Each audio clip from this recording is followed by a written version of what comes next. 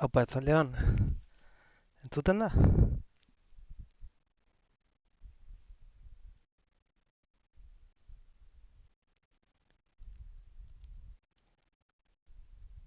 Ah, bale. Barkatu, arazo batzuk eduki ditut lehen nire izena salako Ibai Oslarogeta bost, eta ez dakit, OBS esan konektatzen nire kontura, eta bueno. Bale, arratsaldeon. eh, Ikusiko duzuten bezala, ez naiz streamerra, ez daukat efektu berezirik, eta holako ezer, baina bueno. E, Zuzeneko hau egiteko asmoa neukan, bueno, eskatu zidaten gamerontxiako itzultzaile taldekoek azaltzeko nola egiten ditudan jokoen itzulpenak instalatzeko instalatzaile horiek, eta gero beste behin, Stainuk eskatu zidan Unityko jokoak nola itzuli daitezken azaltzeko, eta bueno, zuzeneko honetan gutxi gora bera guzti horri buruz hitz egingo dut. Zerbait gaizki entzuten bada edo gaizki ikusten bada edo esan, eh? Ez dakit txatari zenbateko kasu egingo diodan, baina bueno, saiatuko naiz aldudan egiten. A ber, bueno, lehengoko gauza.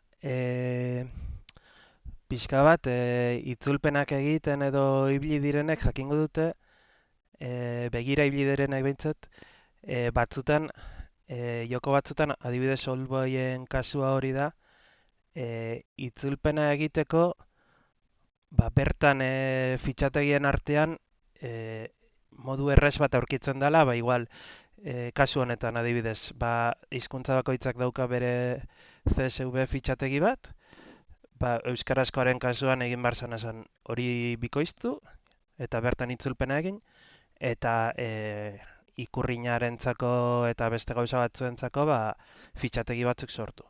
Eta horrekin nahikoa zen itzulpena gehitzeko. Modu ez ofizialean izan arren, ba, behintzat aukera genuken jolasteko Oldboyen euskaraz. Baina zer gertatzen da joko gehienekin gaur egun, ba, e, motor batekin egiten direla, nahiko adibidez Unity edo Unreal edo, eta itzulpenak kudeatzeko modu berezi batzuk dituzte, eta ez da izaten horren errazan. Nik, hau pasital, Zaldeon, hemen gauditza apur bat jakeatzen edo. Unityrekin, Unityn egindako jokoak nola itzuli, azaltzen nabil. Orduan, adibidez, Oddworld New and Tastyren kasua hori zen. Unity motorrarekin eginda dago, eta bere jokoaren datuetara joan ezkero, hemen dagoen dana da, asset motako fitxategi batzuk, ezin ditugunak irakurri, Unity gabe edo ez dira itzultzeko fitxategi errazak. Orduan, zorionez, mod komunitatea bizirik dago eta horko erabiltzaile batek egin zuen UAB deintzen dan tresna bat, linka jarriko dut orain,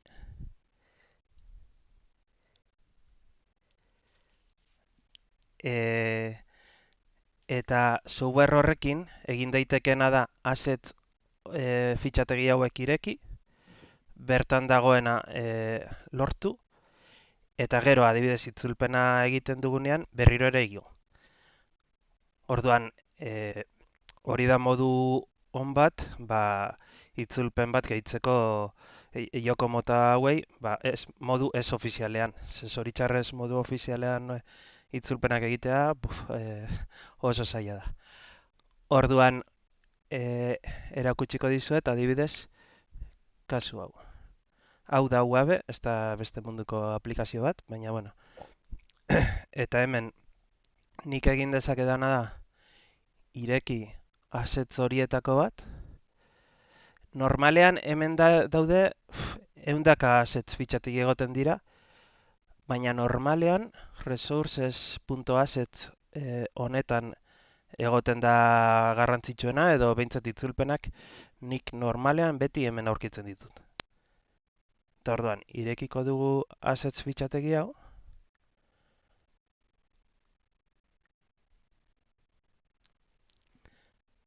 Eta hemen azaltzen zaigu danetik jokoaren grafikoak, animazioak, danetik. Baina, bueno, guri interesatzen zaiguna, hemen motaren arabera ordenatuta dira text assets deitzen direnak. A ber, hemen daude. Ordin ikusten duzute, kasu honetan oso erresa zen. Text asset bakarrak dira itzulpen hizkuntzenak, eta orduan nik egin nuena zen, adibidez, Spanish hau hartu, eta hemengo plugin honekin esportatu TXT-era. Orduan, gordetzen da TXT-en, eta ez dakit nora gordeaten.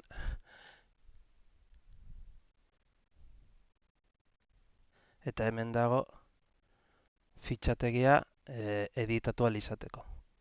Eta normalean gero barruan, hau, bueno, honen formatua berezia da, baina normalean XML fitxategiak izaten dira, baina nahiko errazak itzultzeko.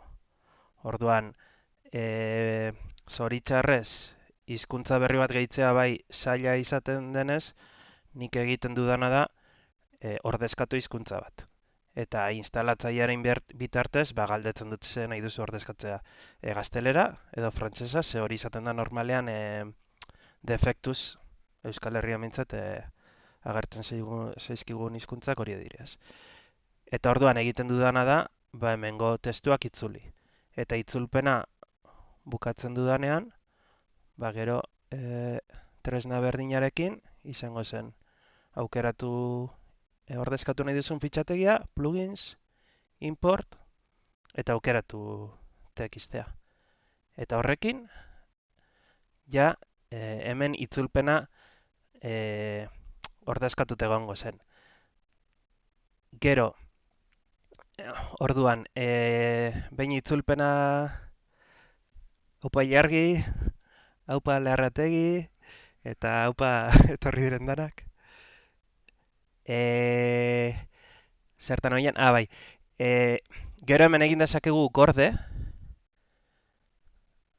Eta, karo, ez dute zer aldatu, eta igual horregatik ez da gertzen, baina gorde ematen badiogu normalean, gorde dezakeguna da resources.assets horren bertsio berri bat. Hori da metodo bat. Eta gero izango zen resources.assets berri hori ordezkatzea jokoaren fitxategien karpeta honetan.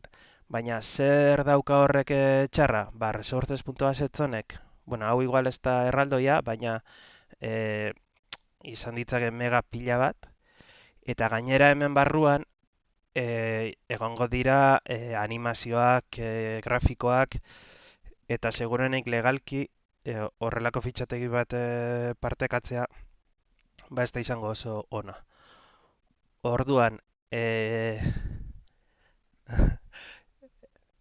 bueno, ez dut usta zuzeneko asko egingo ditutenik, baina bueno, eskatu didate itzulpenen inguruan gauza batzuk azaltzeko, eta a ber, haupa Jon Liz, atzaldeon. Vale, orduan esaten nuena, resources.assets hau zuzenean partekatzea ez da izaten honena. Orduan, beste metodo bat, beste modu bat dauka, oitxe egin dut ez da. Beste modu bat dago, itzulpena behin fitxatege importatu ostean, egin daitekena da, hemen modemakerren, create installer package file. Honek sortzen du fitxategi bat emip luzapena daukana, eta fitxategi horretan dagoen bakarra da, zuk ordezkatu dituzun fitxategiak eta punto. Dauka, berak dauzka gero horre jarraibide batzuk esateko, ordezkatu behar da asset honetan texta, textaset fitxategi hau, eta punto. Eta beste guztia ez dauka bertan, orduan fitxategia oso txikia da, eta gainera, suposatzen legalki ere ez dagoela arazorik, ze zuk horre igo duzun dana da, zuk egindako itzulpena. Baina, bueno, egia da legalki ez daukadala ideia handirik zer gertatzen den modekin eta guzti honekin. Orduan, hori da, UAB da tresna hau, zer gertatzen da, ni saiatzen manaiz, irekitzen, Oddworld New and Tasty, bueno, ez da oso joku zarra, baina oso berria ere ez. Baina adibidez, saiatzen manaiz, Hollow Knight zabaltzen, orain eguneraketa desente jasan dituna, esango dit, a ber, zabaltzen badut, esango dit, hau ezin du zabaldu, segatik, UAB tresna hau, eh, bueno, hau padanok, barkatu, baina ze zaila txata jarritzea, ilargi oin ulertzen du segatik erabiltzen duzun kar hori. Eh, Vale, esaten dit, ezin duela zabaldu, segatik, UAB tresna hau, orain dela 2 urte edo, garatzeari utzi zion, garatzen zuen derpopo edo ez dakiz zein den erabiltzaile horrek. Baina, zorionez beste batek hartu du lana, tresna berri bat egiteko, teknologia berriarekin, eta Unityren bertsio berrietarako balio du. Eta espero dezagun, jarraituko dela lanarekin, ez? Hau da tresna berria, ikusten duzu ia berdina dela, baina nik honekin zabaltzen badut Hollow Knighteko resources fitxategia, nahiko zaila aukeratzeko. Ez dut aukeratu ondo gainera, ez? Resources assetza, zabaltzen dit, eta hemen ikusi dezak.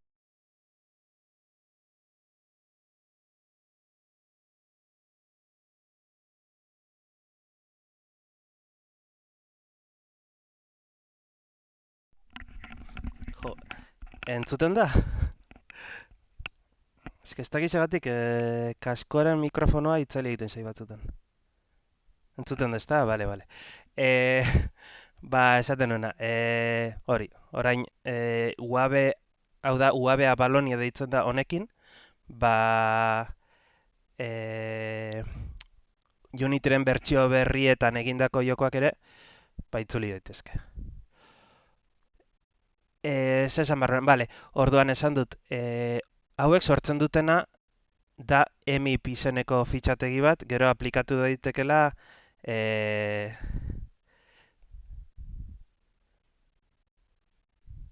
haupa galaipa, tzaldeon. Ibaos.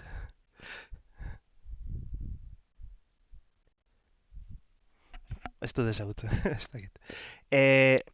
Bale, orduan, sortzen du EMIP fitxategi bat aplikatzeko itzulpenak. Orduan, nahi baduzu da ikustea hori guztian egin ditudan itzulpenetan, nire GitHubeko repoan daukazute dena eskura. Eta hor, adibidez, Oddworldena, ezta? Ikusiko duzute, alde batetik jartzen dute itzulpenen fitxategia, testu normalean, eta gero instalatzailean,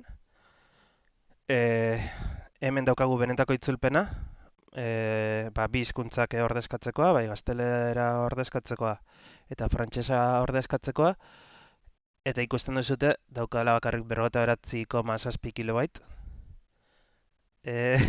Broken Sword dagoena da, Broken Sword 2.5 dela joko libre bat egin zutena Broken Swordren zaleek, bigarrenaren ostean ez dakiz bat urte pasatu zirelako eta hirugarrenik ez zelako egon uste dut. Eta gero, bueno, gero hirugarrena eta irten ziren, baina hiru dimentsiotan eta bastante eskasak. Nahiko ona da, bueno, nahiko ona da. Aleman ez da, garatzaileak alemanak ziren eta audioa aleman ez da dagoen audio bakarra.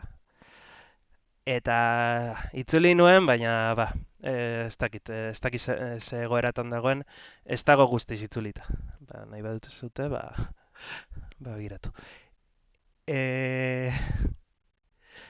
Bale, hori, hauek dira itzulpenak, eta gero hemen daukat ikonoa eta grafikoak instalatzailerako eta hola. Orduan, ez dakit Unity buruzkoa ulertu den, galderaren bat daukazuten, baina bestela igual instalatzailearekin hasiko naiz, gutxi gora bera nola funtzionatzen duen. Edozein modutan, badakit, nabila saltzen nahiko prisaka eta gaizki, baina norbaitek zalantzaren baldin badauka, Unityko joko itzuli nahi dut eta galdetu lasai.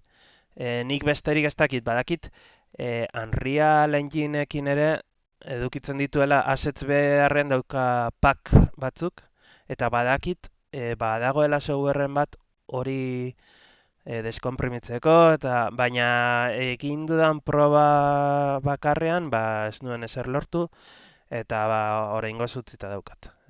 Noiz agian saiatuko naiz berriro, baina oraingoz dakidana da Unityko jokoak nola itzuli, eta bueno, eta nahiko niretzako. Vale, orduan, aurrera egingo dut. Instalatzailea, ez dakit, bueno, ez dakienarentzat, a ber, nire weba,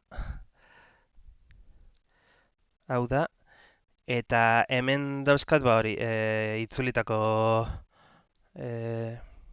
joko denak, ez dakot. Eta ez baduzut ezagutzen, sartu, probatu itzulpenak, eta zerbait gaizki baldin badago esan, eta zabaldu. Hemen hori da, joko bakoitzean daukat instalatzaile bat, ez? Orduan, instalatzaileak dira nahiko simpleak, adibidez, Oddworld New and Tastyren hau da. Administratzaile baimena eduki behar duzu, baina da instalazio simple bat, bueno, hasierako pantaila batekin, esaten dizu non instalatuko den aplikazioa, automatikoki detektatzen du zein den zure Steam liburutegia edo Good Old Games GOG-ren karpeta, eta saiatzen da hor bilatzen, adibidez kasu honetan, Oddworlden dataren direktorioa, ezta? Ez badu lortzen, gutxik agertuko da, eta zuk esan beharko diozu, hemen daukat, NNT data izeneko karpeta hori, gero esaten diozu, ze hizkuntza den ordezkatuko dena, gaztelania edo frantsesa, oraingoz bi aukera horiek bakarrik gustatzen ditut. Eta instalatu egiten du. Eta listo. Eta honen ondoren ja bueno, ni esan beharra daukat. Ni Ubuntu ibiltzen naiz, Hemen hau da nire salan daukadan jolasteko ordenagailua, eta hemen jarri nuen Windows, Ubuntun bere garaian Steamekin joko batzuk nahiko gaizki zabiltzalako, eta bueno, Windows utzi nuen, eta ez dakit, nahiz bat aldatuko dut, baina nik bai portatilean bai lanean, Ubuntu erabiltzen dut. Beraz, ni ere ikusten baduzute nahiko galduta nabilela da, galduta nabilelako. Windows ez dudalako asko kontrolatzen. Baina, bueno. Zesan barran, bale, ordan instalatu dut Odual New and Tasty euskaratu dut, ezta? Instalatu dut itzulpena. Ordan orain, itzultzen manaiz, Odualen data fitxategira, ikusiko duzue lehen resources assets bakarrik zegoen lekuan, orain backup bat dagoela. Honek egiten duena beti da, UAB programa honek egiten duena da, itzulpena aplikatu ostean. Lehendik zegoen resources assetsa gordetzen du hemen, eta aldatutakoa geratzen da resources assets izenarekin. Beraz, zerbait gaizki baldin badabil, egin behar duzen bakarra da resources assets hau borrau, eta honi izen aldatu.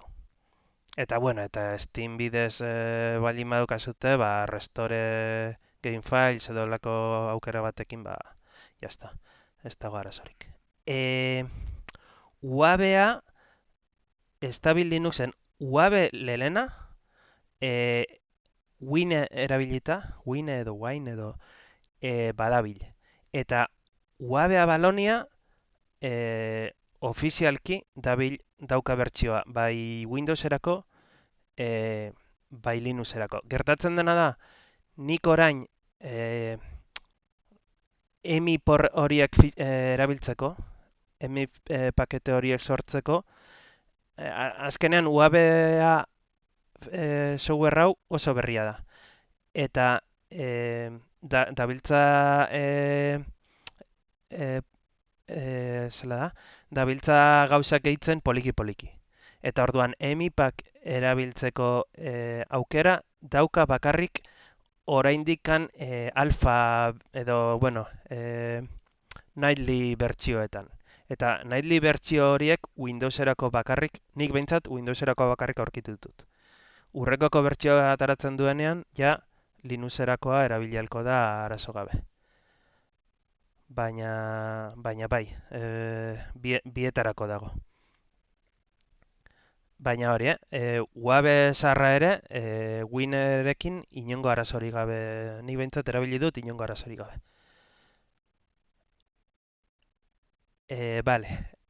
Bale, esaten abilen aparduan, hau da egiten duena. Eta orduan bakapa gordetzen dut, eta ez dago inongo beldurrik gauzak galtzeko, ez ezer.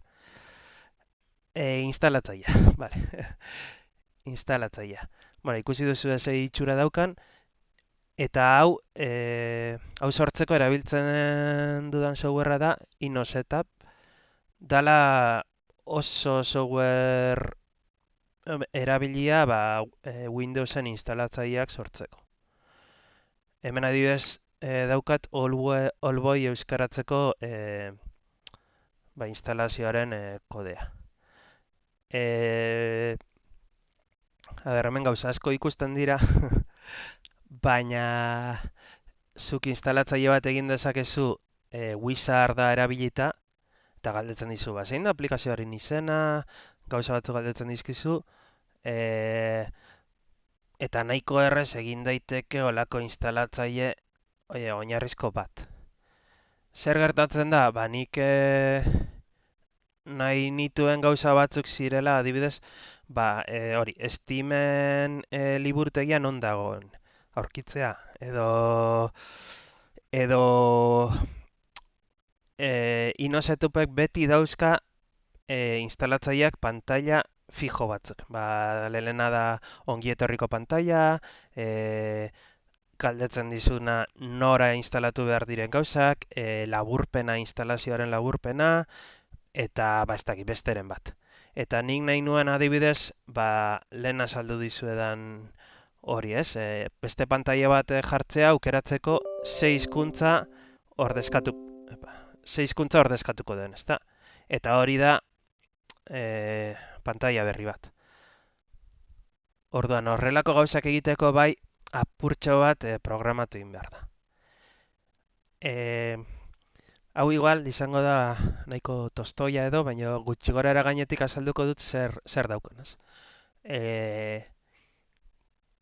E, gutxi ez daukat oso argi, baina antza denez Pascal programazio lenguaia erabiltzen du, ez dakit euneko eunean edo, baina bueno, gutxi gora bera hori da.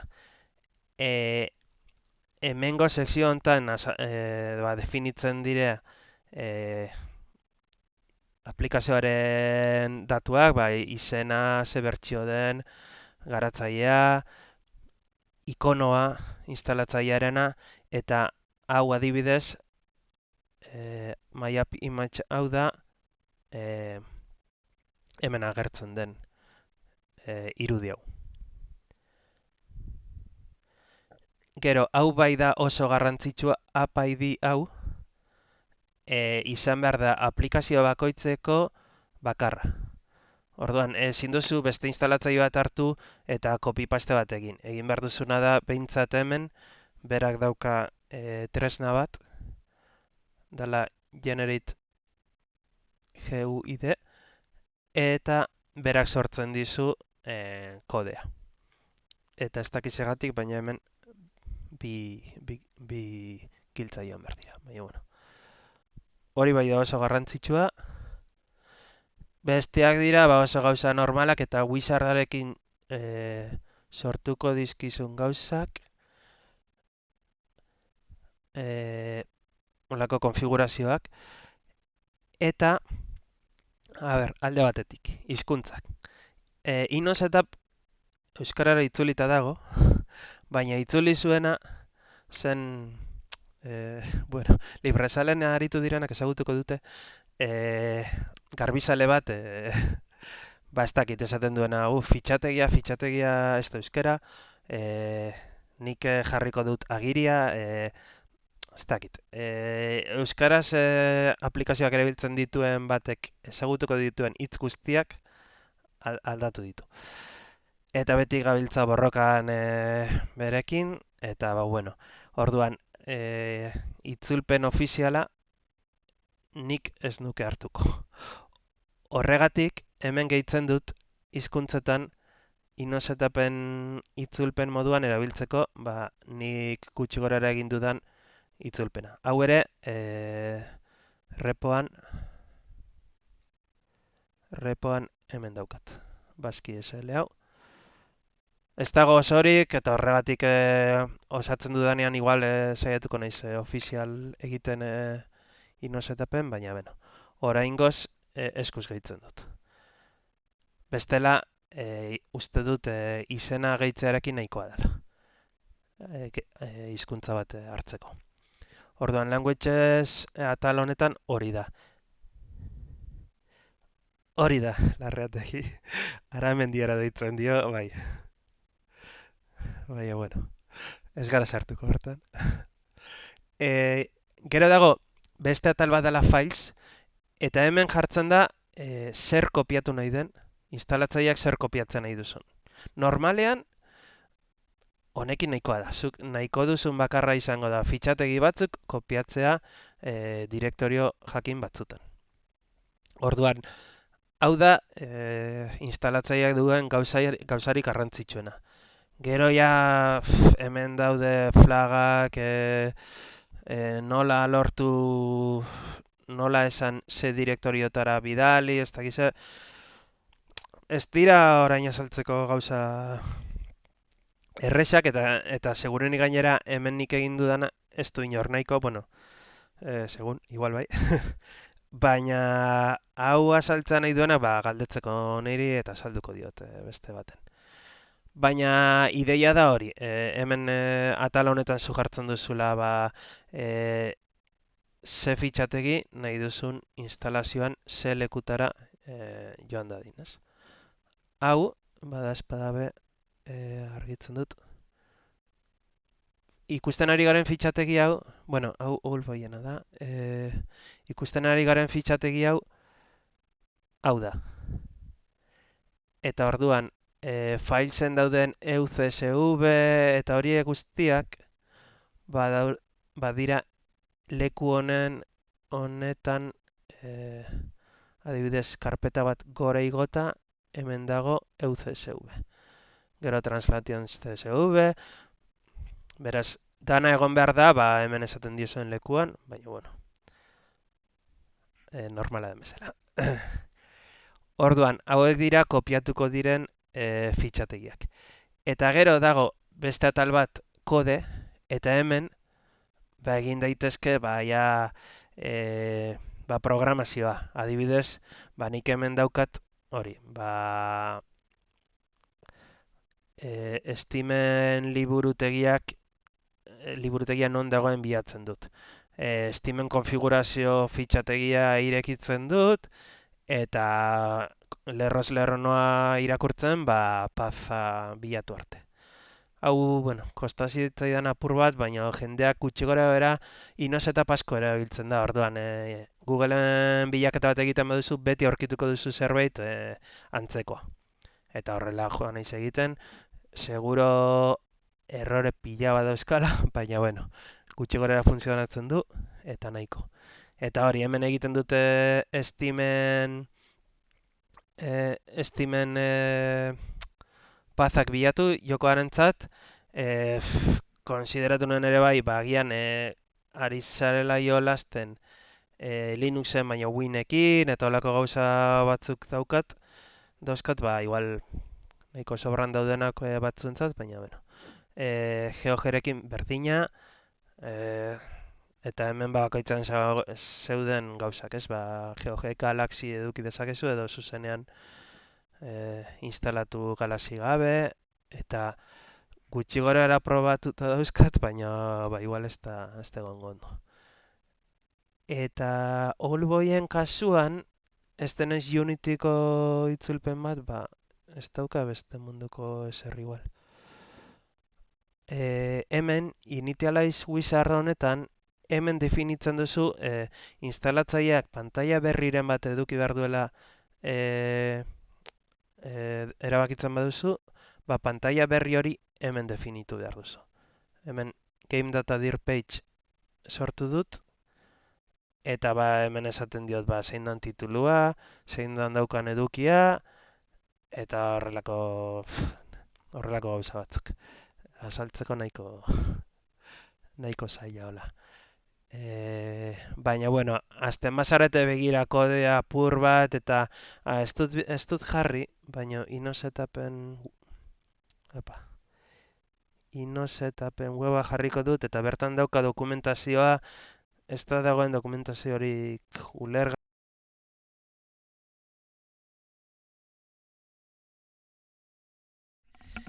Vale, berriro itzali zain mikrofonoa.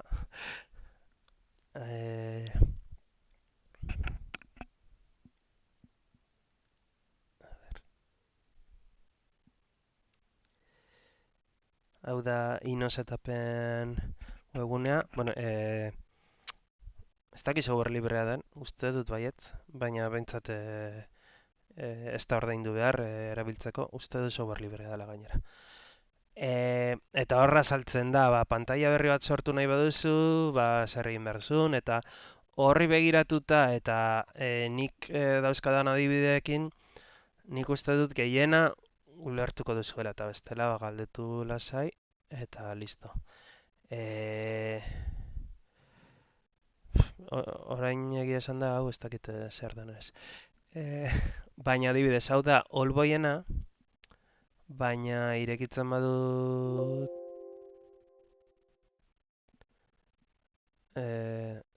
Oddwellena adibidez. Ahí está. Vale. Hemen adibidez bai daukat Allboyen euskara gehitu ziteken hizkuntza normal bezala, baina Oddwellen kasuan ordezkatu behar du edo gaztelera edo frantsesa.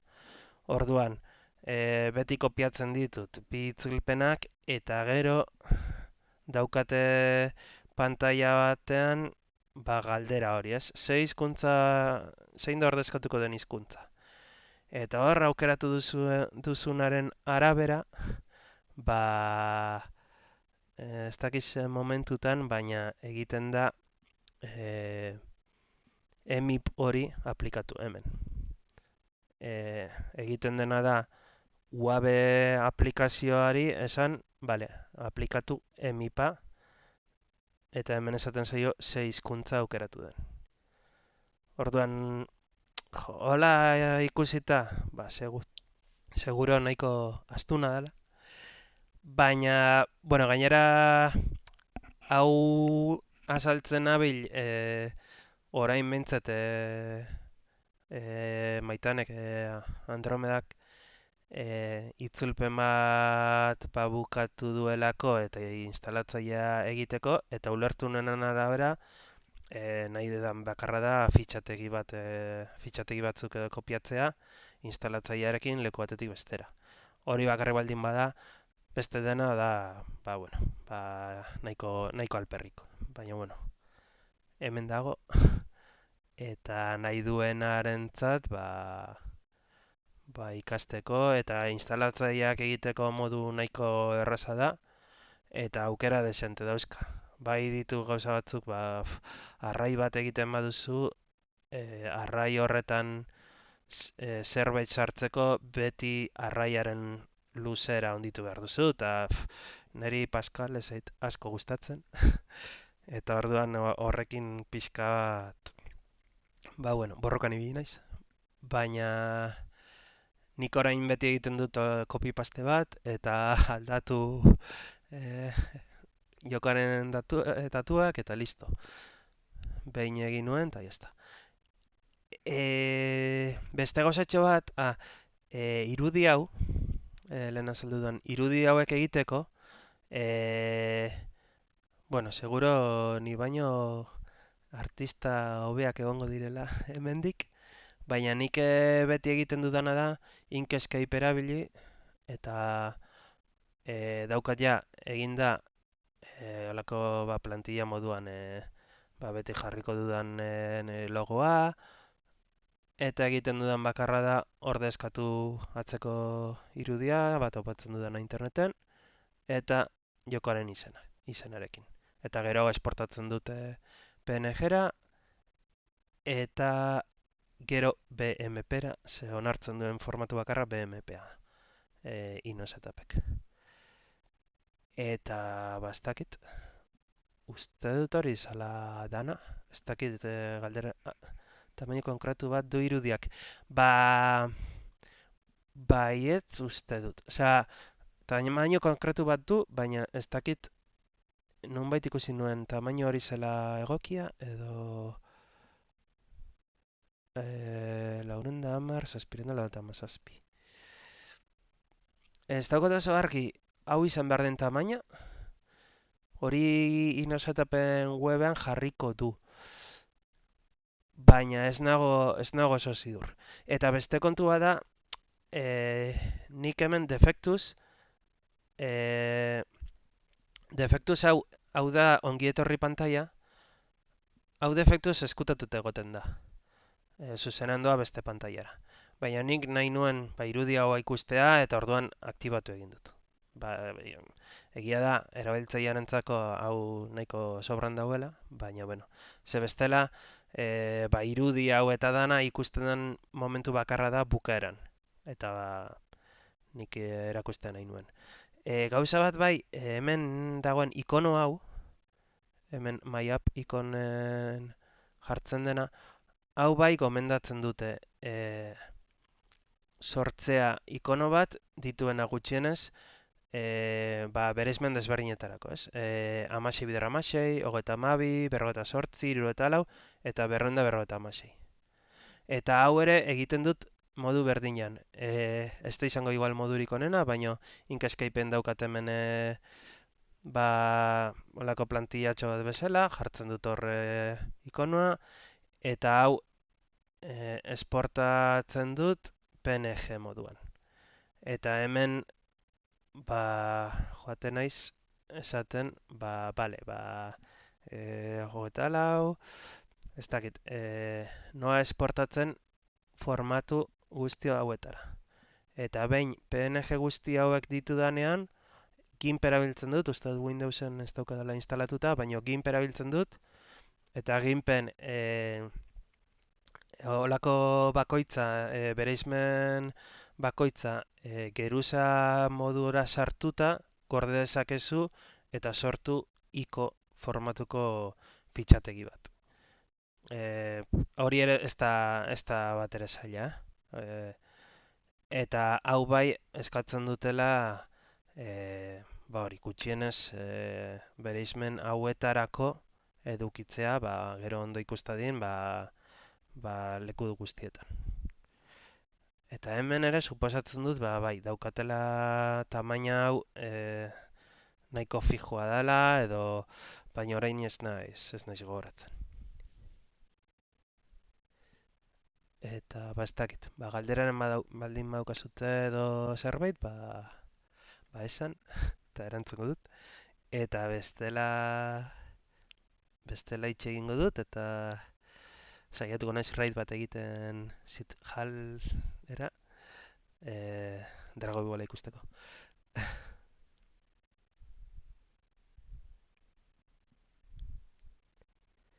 Ba, ez dakit ondo azaldu dudan, baina egia da niri hasieran kostatu zitzaidan pila bat jakitea Unityko joko bat nola itzuli, eta gero ja behin jakinda oso erraza da, tresna honekin oso erraza da. Zenik lehengoko itzulpena egin nuena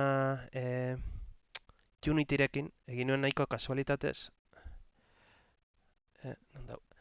Eta izan zen Return of the Obra Dinn, eh, Obra Dinn. Eta hemen, hau berezia zen, hau jokoa hola egin duelako, hizkuntza bakoitzerako asset fitxategi bat zeukan. Eta hemen adibidez bai fitxategi osoa kopiatzen dut, erabili beharren EMIP fitxategi hori bakarrik itzulpena gehitzeko, hemen ba, lang ez edo lang FR ordezkatzen nuen eta listo. Baina hemen egia esan da ez nuen oso ondo ezagutzen UABE eta gero ikusi dut normalean nolako errezan. Egia da, Unityko joko askotan, UABE edo erabilita ere, assets horietan ez dagoela itzulpena.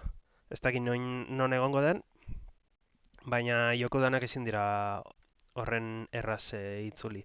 Edo adibidez, Sable ez dakit ezagutzen duzuen, Sable da igaz atara zen joko bat, eta zitalek beste zuzeneko batean itzultzaile automatikoa erabiliz egin zuen itzulpen bat eta probarako esan nuen ba. Sable testu mortua duen joko badanez, ba, sablerekin probatuko dut.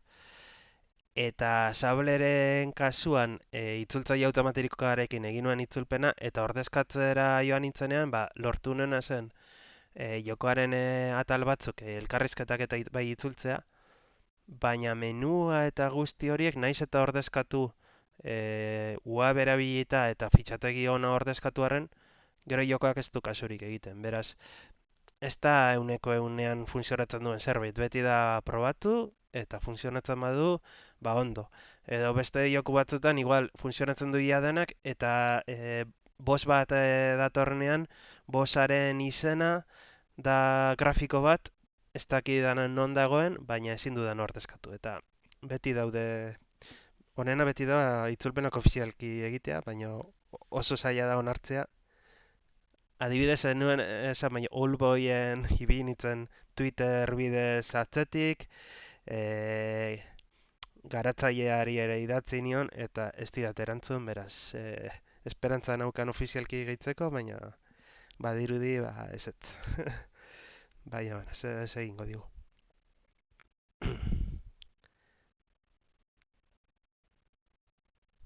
Clap da joko bat.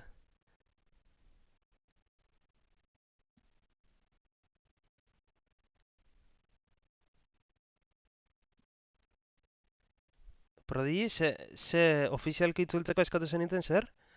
Ah, bale, bale. eh, Ofizialki itzultzeko eskatu zeintzui? Maitaneren Andromedarena. Sable. Eta erantzun zizuten, o...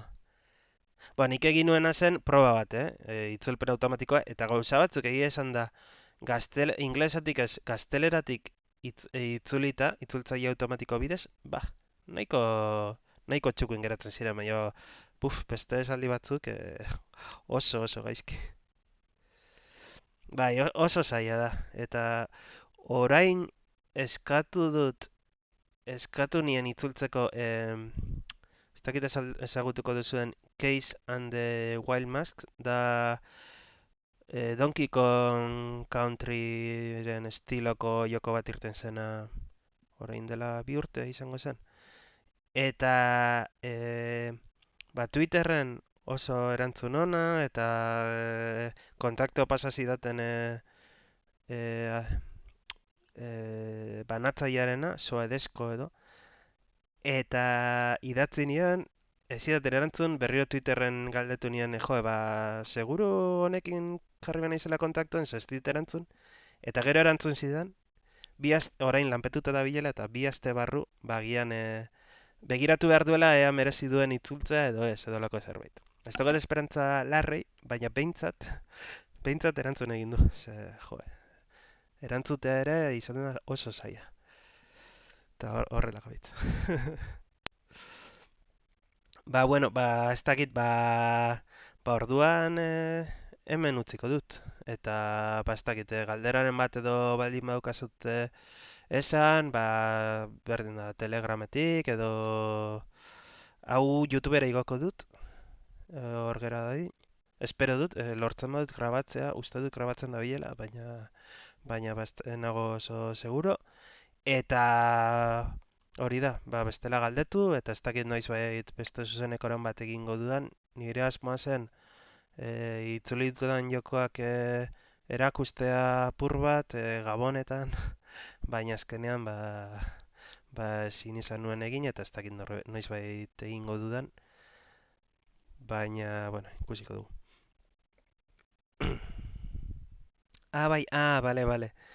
Uste dut OBS bera dabilela grabatzen bideoa eta gero ordenagailuan edukiko dudala, baina e, Twitchetik egin badaiteke, perfecto. Ikusiko dugu, a ber. Bale, eskerrik asko da noi, hemen egoteagatik, eta, bueno, jo, ez dakit nola egiten den roi da, a ber, saiatuko naiz. Zita lehengana bidaltzen, ea lortzen duden.